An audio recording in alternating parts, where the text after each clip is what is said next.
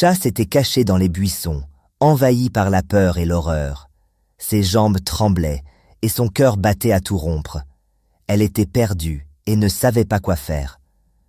Bien que la nuit fût froide, des gouttes de sueur coulaient sur son front. De sa cachette, Chat observait Samuel et Anba, l'oncle d'Iéna, debout au-dessus du corps d'Ikena, son meilleur ami et premier amour. Ikena était allongé par terre, un couteau planté dans l'estomac. Son visage, tourné vers Chat, avait les yeux ouverts, d'où des larmes s'écoulaient lentement. Il essayait de l'appeler à l'aide, mais ses lèvres restaient figées. Chat détourna alors son regard d'Ikena pour observer Samuel et Toba, qui semblaient en pleine discussion animée. « Si nous le jetons dans la rivière, son corps refera surface dans quelques jours, et tout le monde saura qu'il a été tué. Oui, mais si nous l'attachons à une grosse pierre, son corps restera au fond de la rivière, et personne ne le retrouvera jamais. Personne ne doit savoir. Cela doit rester un secret entre nous, un secret que nous emporterons dans la tombe. » Chat continuait de les observer depuis les buissons pendant qu'ils transportèrent le corps d'Ikena, l'attachaient à une grosse pierre, puis le plaçaient dans une pirogue. Ils pagayèrent jusqu'à une zone profonde de la rivière.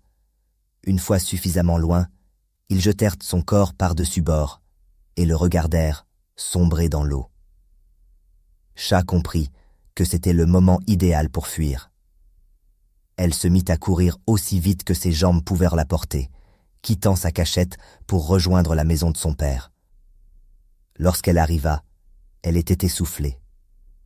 Elle trouva son père dehors, dans la cour, en train de lire un journal tout en écoutant des chansons à la radio locale. Sa belle-mère, quant à elle, était dans un coin de la cour, en train de préparer le dîner. « Où étais-tu ? Viens ici et pile ce manioc pour que je puisse terminer à temps. » Chat s'approcha de sa belle-mère, prit le pilon et se mit à piler, mais ses mains tremblaient. Les images de ce qu'elle avait vu ne cessèrent de la hanter. Chat était traumatisé par sa découverte. Sa belle-mère, en colère, la regarda, lui donna une gifle et la prévint.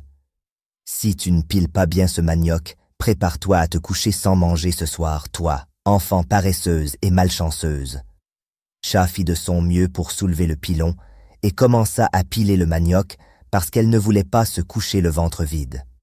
Mais alors qu'elle pilait, elle entendit les voix de M. Samuel et de M. Toba, les deux hommes qu'elle avait